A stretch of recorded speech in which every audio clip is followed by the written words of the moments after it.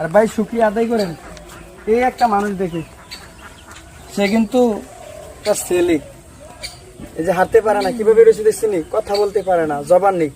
তো আপনি কত সুস্থ আছি, কত আল্লাহ নিয়ামত ভোগ করতেছি, সুন্দরভাবে হাঁটতেছি, খাবার খাইতেছি, কথা বলতেছি, নিজের জীবনযাপন করতেছি, পরিবার সংসার করতেছি। এই বাচ্চা।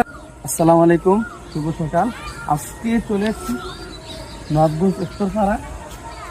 আসলে কেন আসছি আমিও নিজেও জানি না। এই যে দেখেন,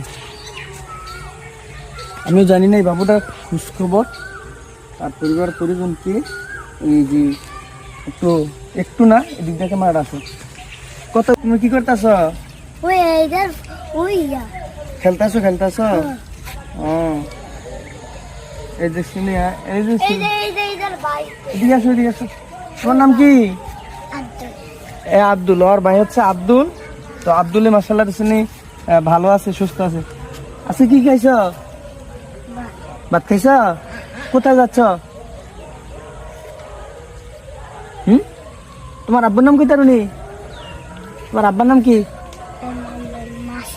হ্যাঁ, মাসুক। ও, কোথায় যাচ্ছ? দিকে